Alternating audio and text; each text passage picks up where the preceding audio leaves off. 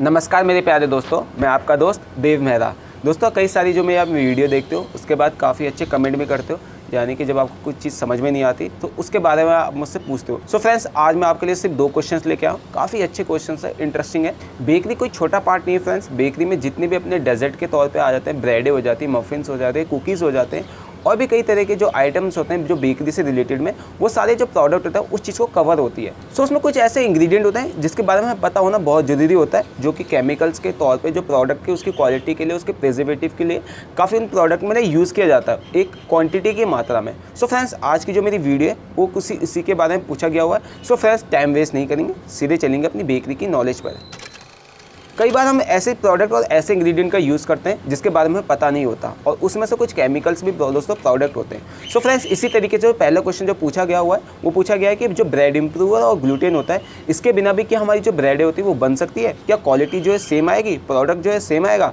पहले तो फ्रेंड्स आपको ये पता होना चाहिए कि ब्रेड इम्प्रूवर क्या काम करता है, जो ग्लूटेन होता है वो क्या काम करता है, या फिर जो कैल्शियम पाउडर होता है वो क्या काम करता है। देखिए फ्रेंड्स, जो ब्रेड इम्प्रूवर का जो काम होता है वो उसको वॉल्यूम बनाना, यानी कि जो ईस्ट के साथ जो प्रोडक्ट को हम जो ब्रेड इम्प्रूवर डालते हैं उसकी जो वॉल्यूम होता है उसको टेक्सचर को हल्का करना, उसका जो ब्रेड इम्प्रूवर का वो काम होता है।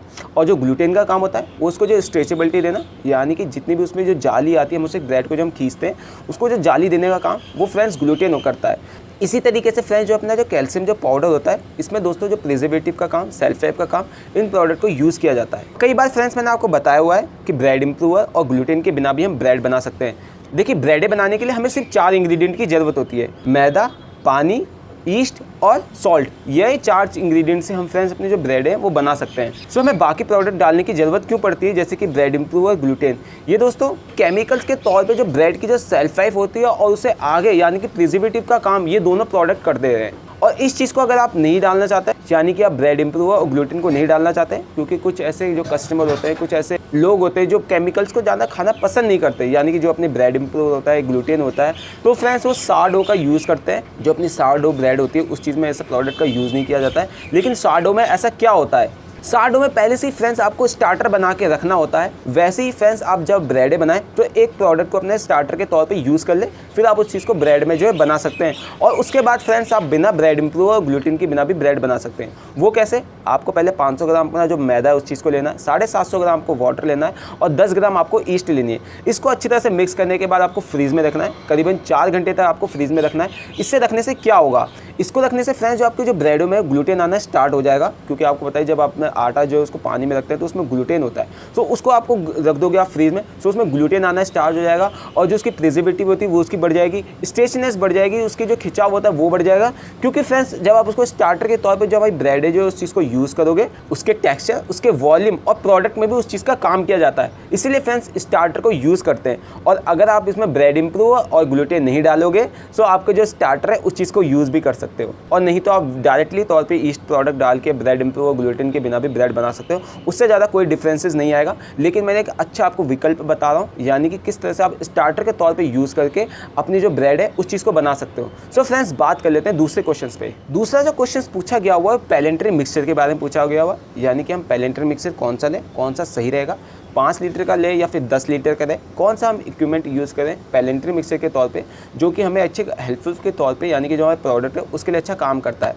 कई तरह के मार्केट में जो अलग अलग तौर पे जो कंपनी अपने उस प्रोडक्ट को सेल कर रही है पैलेंट्री मिक्सर को, चाहे अपना किचन एड मान लो। किचन एड दोस्तों एक हायर प्रोडक्ट होता है, यानी कि उसमें हायर कॉस्ट है, उसके जो इक्विपमेंट है काफ़ी अच्छे हैं लेकिन महंगे भी हैं। और इसी तौर पे अगर आप मीडियम के तौर पे देखोगे, यानी कि जो कंपनी काफ़ी अच्छी भी चल रही है, स्पार्क चल रही है, गुड लाइफ चल रही है, इनके प्रोडक्ट भी आप यूज़ कर सकते हो। इनकी जो इक्विपमेंट है वो काफ़ी अच्छे होते हैं, यानी कि जब आपको कोई भी प्रोडक्ट बनाओगे उस चीज़ में मार नहीं खाओगे कि आपने एक बार प्रोडक्ट ले लिया, कहीं आपको आगे जाके दिक्कत आ रही है, कोई मशीन काम नहीं कर रही है। लेकिन कुछ ऐसे जो इक्विपमेंट होते हैं उस चीज़ को ले लो। और भी काफ़ी सारे इंडियन जो कंपनी है वो प्रोडक्ट को सेल करती है। मैंने आपको कई बार बताया हुआ है कि प्रगति मैदान में जो अपने जो ट्रेड फेयर लगता है इक्विपमेंट के तौर पर, वहाँ जाके भी अपने प्रोडक्ट के देख सकते हो। वो दोस्तों कई बार अपने मार्च में लग जाता है, कभी फेब में लग जाता है, उसकी थोड़ी डेट जो है इधर उधर हो जाती है। लेकिन अगर आप इक्विपमेंट के तौर पे जो आप देखने जाएं बेकरी के लिए, सो स्ट्रीट फेयर में आप जाके देख सकते हो। अब जब हम बात करें पेलेंट्री मिक्सचर की, सो फ्रेंड्स इस प्रोडक्ट में ऐसा होता है कि कई बार बोलते हैं 5 लीटर का ले लेते हैं, लेकिन इसमें 5 किलो का जो क्रीम होती है वो फेंट सकते हैं या फिर कुकीज़ का डो लगा वो लगा सकते हैं।